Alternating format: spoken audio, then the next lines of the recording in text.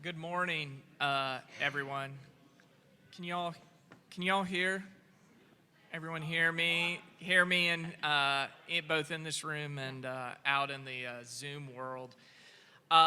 Thank you all so much for coming to this parish information session. I know I can speak on behalf of the committee that we're extremely appreciative of the interest that the parish has in this process.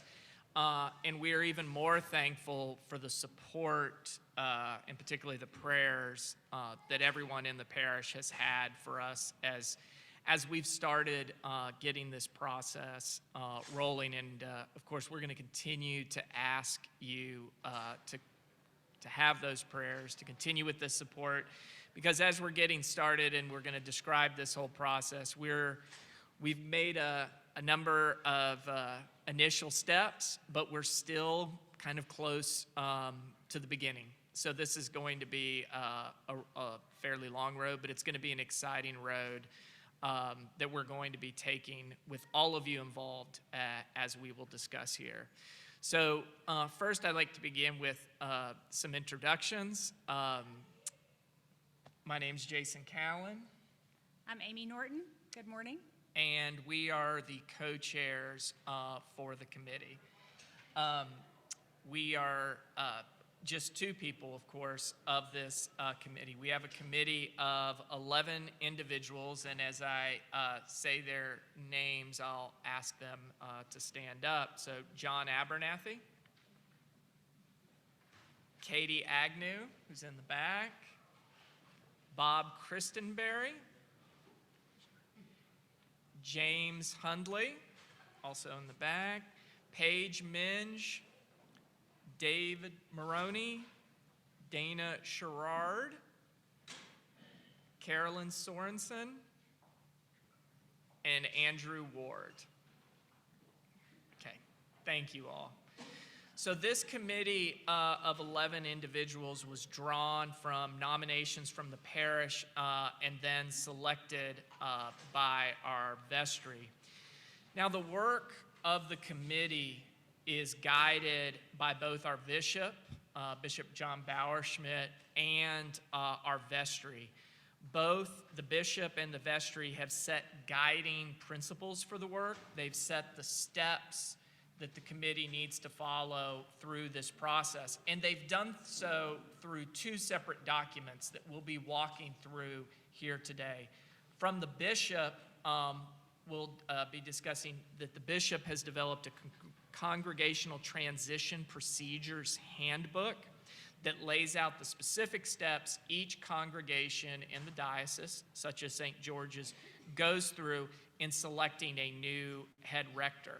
From the vestry, we've received a charge to the search committee that specifically directs the search committee as to what the vestry is looking for in a new head rector, and also how that rector should be presented to the vestry for final approval. So our agenda for our session today is we're going to go through the steps in the search process that are set forth in the bishop's handbook.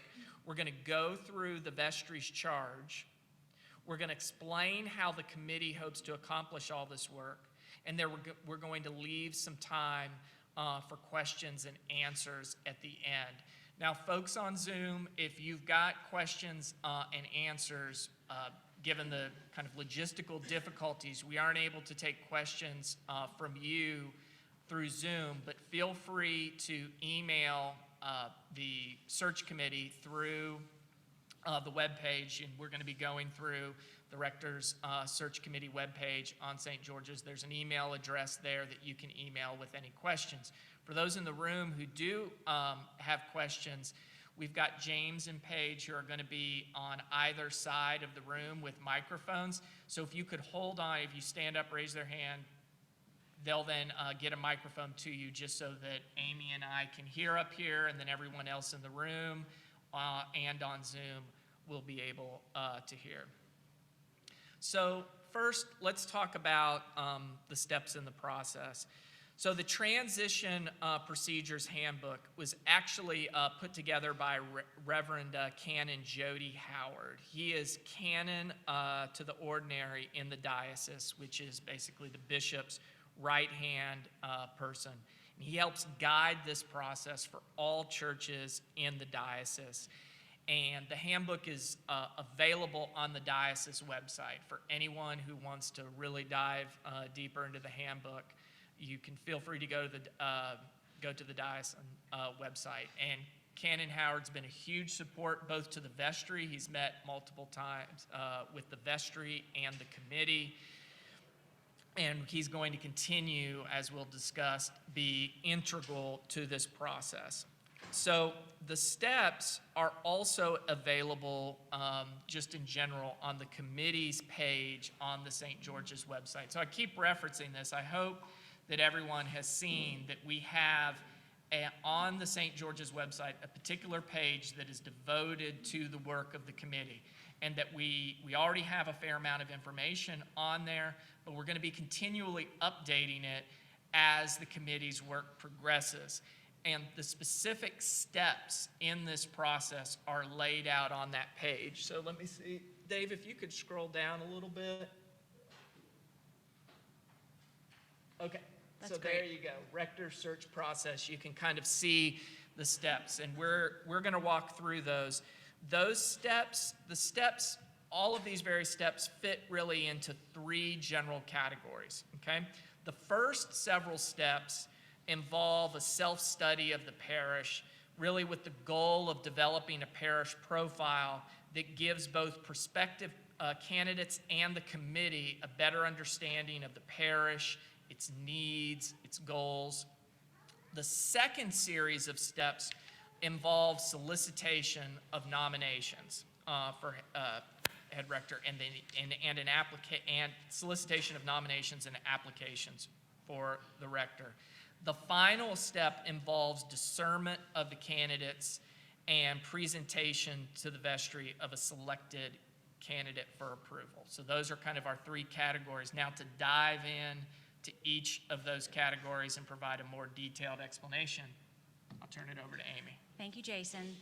I'd love to see a show of hands. Who was in the 9 o'clock service this morning and heard Father Richard's wonderful sermon about this in-between time?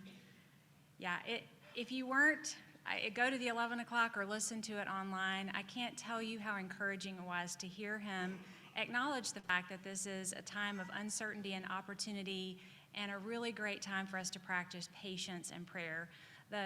The process that we have the benefit of resting on to get through the search process to the place that we have a rector is wonderful. We have very scripted steps that we get to follow, and we also have the opportunity to be incredibly prayerful. And we actually are calling on all of you in our wonderful parish to spend time in prayer, because that is actually a really important part of the process, to help us to be discerning and trusting that the right person is being brought to us. There are a couple of other things that are really important for everybody to participate in, and it has to do with this self-study, this first part that Jason was talking about. The self-study that we're going to be engaged in is going to unfold in two parts. The first part is a parish survey. This is a requirement of the diocese that we do this, but it's also a wonderful opportunity for us to engage in answering some boring questions that actually can give us a gauge on the representative opinions and thoughts and behaviors and beliefs about our parish. So while answering, 90 questions or whatever it is sounds like a lot, it's actually an opportunity for you to have a voice, one of the two opportunities for you to have a voice and be a participant in this process. So that's going to begin in August. We have deliberated in coming up with the right time. That may feel like a long time from now to actually do a survey. How hard could it be? But we know that in the summer, schedules are different and people take vacation. So we have deliberately chosen August as the 30-day period when we're going to put this survey in place.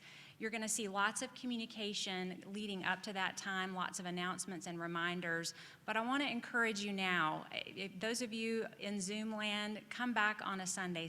Come back on Wednesday for the tour of the new space so that you can begin getting in mind how you want to answer those questions, because that is the first step and the really important part of what you get to do to participate. Following the survey, which will be open for about 30 days, we will have a consulting group who's actually been engaged to do this work, recommended by the diocese. They're experts at knowing how to help us gather this information. They will provide us with a report, the search committee, and part of that work will inform what happens in the second part of the process that you get to participate in, and that's our focus groups. We will be hosting, likely in September. That's a provisional target. It could end up being a little later than that, but our hope is to, in September, host a series of focus groups where you get to come and be asked some questions that are specific, that everybody will be asked the same set of questions. This will be generated from the survey information so that we can get your anecdotal feedback. So you're gonna have an opportunity to be part of a group of 10 or 12 to come together for a short meeting and have an opportunity to talk in person. So those two key things are really important for you to know about and participate in. And when you start seeing the notifications that this is coming, we want you to invite your networks of friends and relationships to participate too, because this is not something that the 12 or 11 of us are doing. It's something that we all get to participate in together. So we want to make sure you understand what the opportunity is and take advantage of that.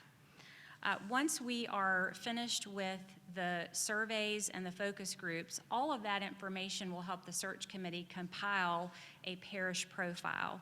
The parish profile will live as an electronic brochure. There will be information on the website, probably some printed things, but it will be a summary of who we are.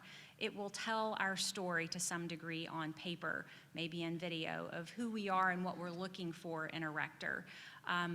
Along with that, we will be putting together a job description that will be, the Office of Transition Ministry is a database that the whole Episcopal Church maintains, and any priest looking to make a change in their job gets to look at that Office of Transition Ministry for the job description. There's a lot of detailed information that goes into that, and another way that your participation in the profile and the survey and the focus groups is helpful, we have to answer a common set of 11 questions that will be part of that profile and that job description, and we will be able to do that if we've gotten really good information from you all. The rector candidates will also have an opportunity to answer those same questions, so there will be an opportunity to really look at common information and how the people interested in coming here stack up, if you will, against what it is that we're looking for and praying for. Once we've finished the parish profile and all of that information is complete for the job description and the brochure, if you will, the next phase that we'll move into will be the nominations and discernment process. Once we have all the survey done, we'll have an opportunity for you to make recommendations for nominations, and we want to talk a little bit about where the nominations can come from. So any parishioner can nominate someone to apply to be a rector here. There are also some other places where nominations will come from. The diocese will have people that they want to recommend. There will be parishioners from other places that may have recommendations. Priests can self-nominate themselves. A couple of words about the nomination process. It is a highly confidential process, and we will invite and encourage and ask everyone in our parish to respect that. It's human nature to want to ask a lot of questions, but it is something that has to be kept in the strictest of confidence because lives are at stake. And common or chatter in the hallways about who's nominated and what the process is could be very damaging. So we want to respect that that's a very confidential process. So where it's natural to want to ask questions of your search committee, please be prepared for a respectful, that's not something I can comment on. So we just want to say that in advance. Once the nomination period is complete, the bishop will actually, and Jody Howard, Canon Howard, will review and do some checks on that list, and they will actually help us with sort of the first wave of culling the list to the candidates that fit what this parish needs. They will give us a list of people who have been contacted. So if Father Tim wanted to apply, Jody Howard would say, Father Tim, you've been nominated. Do you want to do this? And he will say, thank you. I'm enjoying my golden years. So that will be a bit of the process. So the eventual list that the search committee receives will have been through some vetting, and all of the candidates will be aware at that point that they are part of the process. Once that has concluded, we will move into the discernment phase, which is also a quiet period. We'll be working behind the scenes, interviewing, and coming up with a short list of people that will be coming here that we will go visit. And in just a minute, we'll walk through some of the very specifics of that. The discernment process will conclude with the search committee coming up with a unanimous recommendation to the vestry. That is part of the charge. Jason will go through that. Once the person has been unanimously recommended, the vestry will then vote and be required to have a supermajority vote to approve that, after which the bishop will then make that final approval. So that is a bit of an overview of the nitty-gritty of what's going to be happening. Jason, I'd like to turn it back to you to talk about the charge that the vestry has given us. Thanks, Amy. So your vestry has put together really a tremendous charge led by Senior Warden Craig Lane and our Junior Warden Charlotte Ward, who've put a lot of work both into forming this committee and into giving it really clear directions, which is so critical for the committee's success. So Craig and Charlotte and the full vestry have really set this committee up as well as it possibly could. And that all now flows through the charge that they've crafted and presented to the committee. The charge, which is, again, theme of this talk, available on the rector's search page. So Dave, could you scroll up and pull up the PDF of the charge? There you go, right there, bottom right. See vestry's charge to the committee. Perfect. Okay, so feel free, obviously, encourage you to pull this up off of the webpage, dive into it. The charge, as you'll see, it directs the committee to go through each of the steps that are in the transitional ministry handbook that Amy just walked through. Tells us that we need to go through those steps. It identifies characteristics and qualifications of the head rector that the vestry is wanting to hire through this process.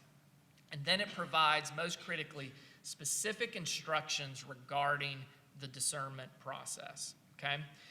Directs the committee to conduct kind of some initial phone and Zoom interviews with prospective candidates, narrow that list down to a smaller number where then committee members will go and visit home congregations of a smaller group of candidates.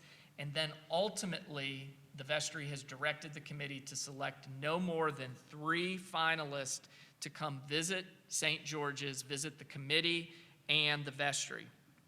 Following those visits, the committee is then directed by the vestry to present a single candidate to the vestry for consideration, and the committee is directed to do that by unanimous decision.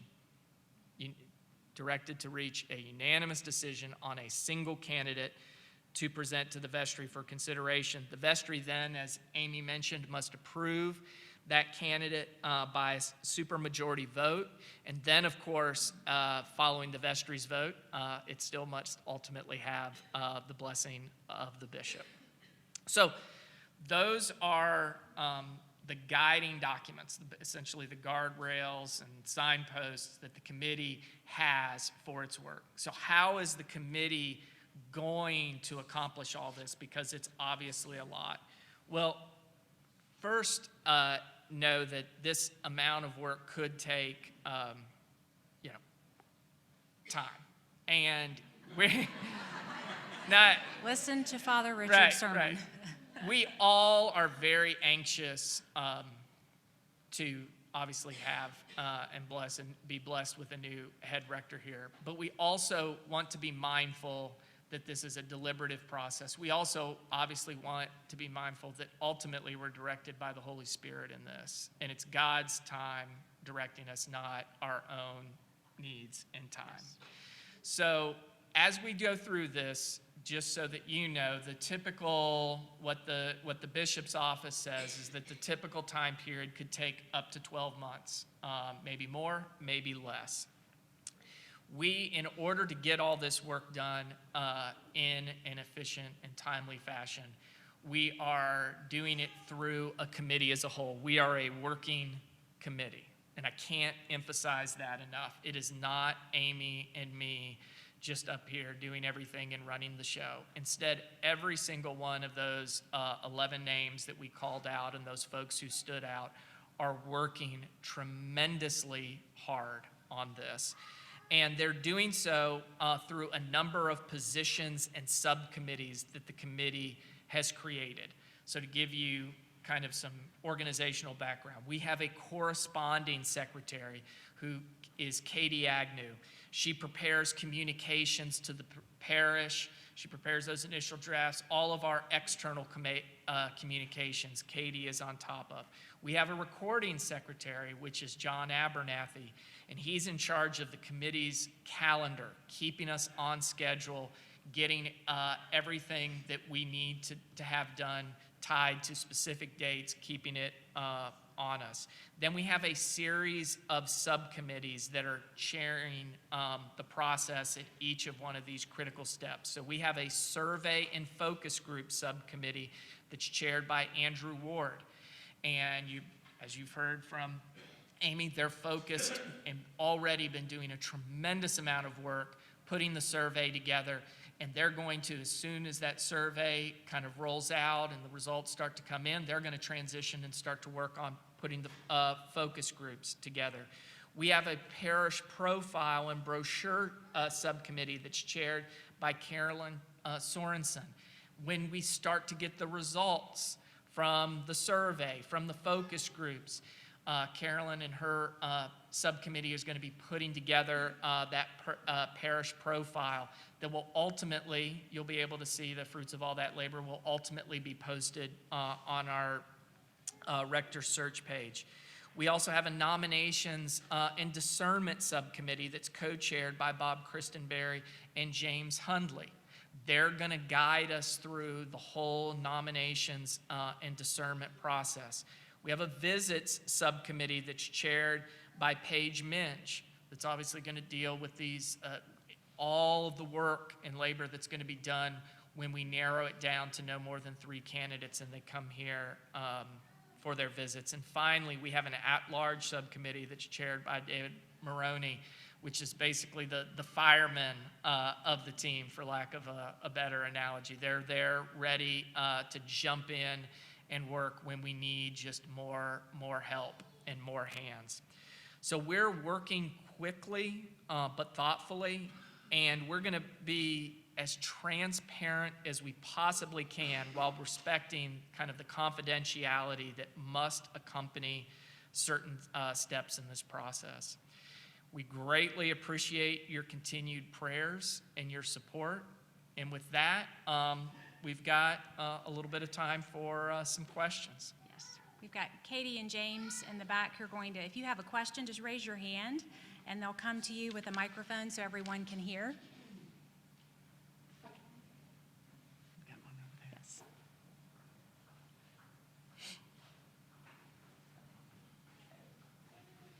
Thank you. Can you all hear me? Let me stand up. Thank you. So my name is Patty Olstad, and I'm with St. George's for a few years now, and I was confirmed shortly after the COVID, so I'm still fairly new. So this is more of a comment than a question. As you can see, I look a little different, from all of you, and I feel the difference, in church sometimes. And we live in a very fast-paced kind of society, and there are a lot of changes in the country in terms of demographics. And a lot of people talk about diversity. And I'm not sure if diversity is part of the criteria or, some kind of thoughts, in the search process. And I want to, maybe this is premature. Maybe this should come out in the focus group stage. But I just want to throw it out here right now, because I think different people define diversity, in different ways. And I like to define diversity in the church environment as how do we include people from different backgrounds. And I don't want to stress the word race. I just want to say different from people from different backgrounds. How do we include them as a family in church, in Christ? One body, one faith, one Christ. So I just want to throw it out here and maybe food for thought, for the different committees. And I want to bless you all, for putting in all the time and work and effort, to get this going. This is not an easy job, so hats off to you. Thank you. Thank you, Patty. Thanks, Patty. I think that diversity is such an important topic to consider, and I really appreciate you bringing that up. I think it's on all of our minds, and it's absolutely something that I know in my heart I want to see as diverse and rich a parish as we see in the world. So I think that's a wonderful thing for you to share. Thanks.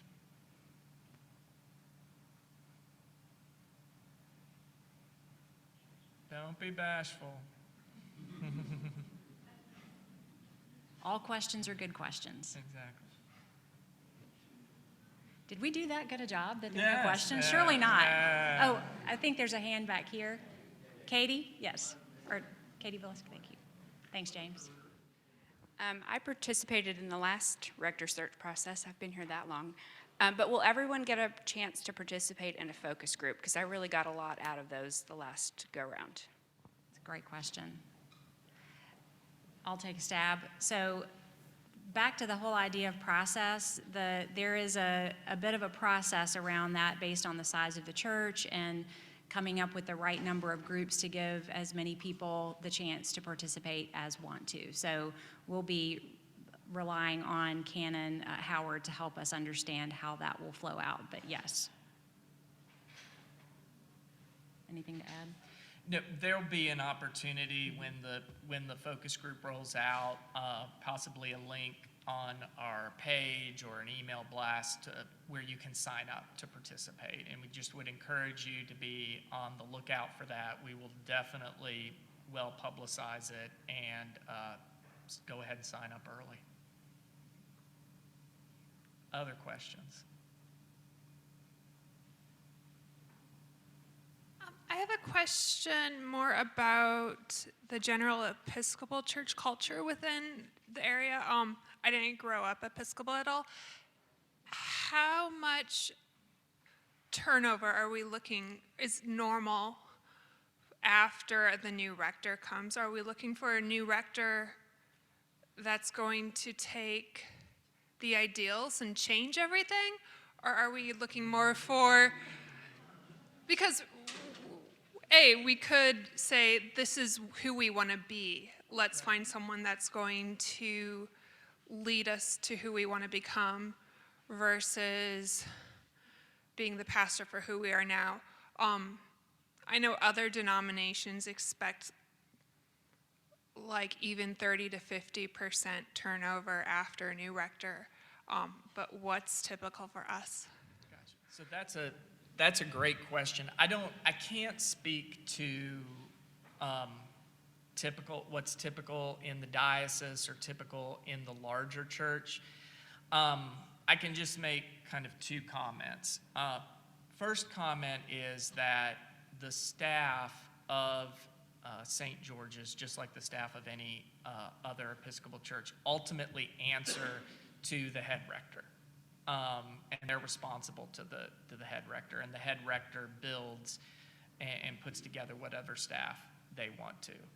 The second comment is that we as a committee, and I think all of you would agree with us, is that St. George's should be a very attractive position for anyone who's interested in becoming the head rector. We are a resource-rich church, and I think one of our most valuable resources is the staff that we currently have in place. They are a tremendous staff from clergy, to laity, just unbelievable. And I think that particular staff is probably going to be one of the most attractive things to any candidate.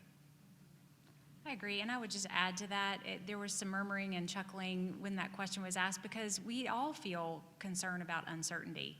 I think as humans, we want to be able to know what's in front of us and how to navigate, and I do think there's some great biblical reminders. I've been thinking a lot about, there's a verse in 2 Timothy about how God didn't give us a spirit of fear, if I'm paraphrasing. He has given us a spirit of power and of love and sound judgment, and I believe that whoever is called to lead us in the next season will approach us and arrive here with that mindset, and we can hold that mindset as well to allay whatever fears we may be having. We don't need to live in that yes, there's uncertainty, but there's incredible opportunity to not live in fear. We can live with the sound judgment and love and power that we also rest in.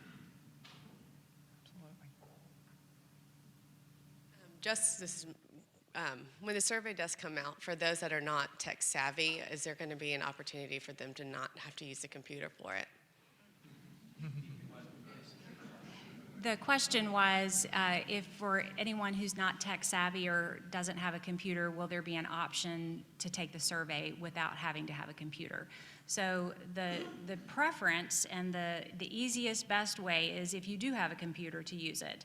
If you do not have a computer, or if you have any issues using the technology, we will be able to mail a paper copy of the survey to you with a self-addressed stamped envelope that can go right to the consultants who tabulate. So the answer is yes. Our preference would be that as many people as possible use the computer. Great question. I have a question. We have wonderful resources here in terms of our people, our building, our facilities, and our staff. I think we may have a challenge in terms of cost of living in Nashville now. And I know it's a different housing situation than it was when the Sproul's came. So could you address some kind of budgetary issues, what kind of package you may be putting together to assist whoever comes here with a transition? So that's a great question. St. George's doesn't have a rectory. Many years ago, I guess we did kind of have one at 104, but it no longer exists. We're all very, very mindful that ultimately the package is going to be put together by our vestry. And Craig, do you have any comment on that?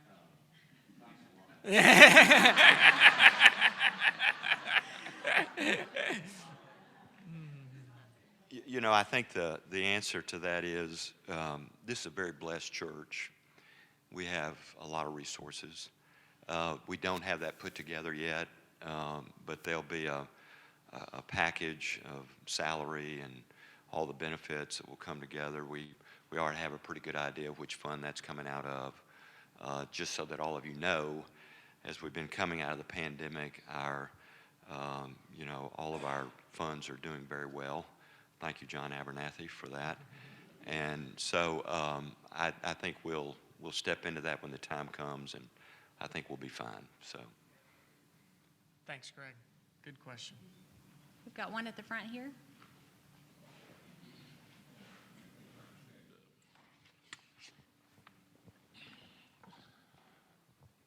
I have a comment, if I can talk here. I think that the search committee needs to keep in mind what a wonderful job our priests have done during this pandemic. How well they've handled themselves and how well they've handled our congregation and everything they've done. You may look all over the world and not find anybody any better than what we've got right now. Amen. Well said. Yeah. We are blessed beyond measure with the clergy team and the staff that we have right now, and it is comforting and gives us all confidence to know that, and I appreciate you saying that. Well said. Yes. Over here. Yeah, I just had a quick question. Do you do an international So the question is if we do an international search, we do not limit nominations strictly to those for priests who are residing in the U.S. So if a nomination is made of a priest who is outside the U.S. and that priest is interested after being contacted that they've been nominated and interested in participating in the process, we will certainly consider them. We've got time for one or two more. Yes. Thank you. How involved is the diocese when you get into selecting the final three candidates? Is this pretty much going to be done by the committee, or is the diocese, in some, like in the Catholic Church, it has a tremendous influence? I was just curious. It's a separate conversation. There's no interaction with the diocese during the deliberation. So once they give us the alphabetized list of candidates, and those would be, people would be, if they're called, no, I don't really want to stand for this, so they would be removed from the list. Once we get that list, all the work that happens will be within the committee.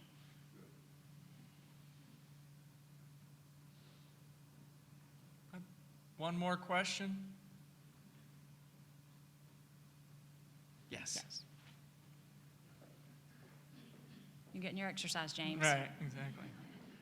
So the candidates that we can choose from at this point, I would think that it's not a limited group, but I mean, it's like you're finding a coach for a football team. There's not that many out there. So what do we really have to look for as far as the number of people that we can choose from that really could fulfill the need for our church? So if you're thinking about the candidates that the committee is looking for, you can see the kind of the qualifications that the vestry has charged us to look for in candidates in the vestry charge. And I think that, if you know a priest from this parish, however, you find it who you think would be qualified, go ahead and definitely nominate them. But also know, too, just if you're sitting there thinking, well, this is my first Episcopal church, I don't really know any other candidates, don't fear. We're going to be getting lots and lots and lots of names. As Amy mentioned, we've got a number of different sources from which we get names, including the bishop, who maintains their own kind of list in the bishop's office of names from our parish profile and office transition ministry that the entire clergy and all of the Episcopal Church see and have access to. They'll be able to see that we have an opening here. And I'm very optimistic, and not even cautiously. I'm just very optimistic that we're going to get a lot of names. We're going to get a lot of names. So in closing, I really encourage everyone who is interested in this process to be on the lookout for updates. We try to do our best to every few weeks provide updates on the committee's work. We do so through email blasts, and we'll also be doing it through the Rector search page. There is an email address, too, that's posted on the Rector search page that's specific to the committee that you can send email questions to. And be on the lookout for the next big thing of the committee's work is going to be the rollout of that survey, which, as Amy mentioned, will be at the beginning of August. We'll be, publishing reminders about it. We'll also be looking to speak at the announcements time at our various worship services to talk about the survey, specifically when it's coming out and how you can get access to it. So we thank you so much again for your attention, for your participation and attendance here today. But most importantly, we thank you, as Amy has mentioned, for your prayers, and we ask that you continue in that. Thank you, everybody. Thank you.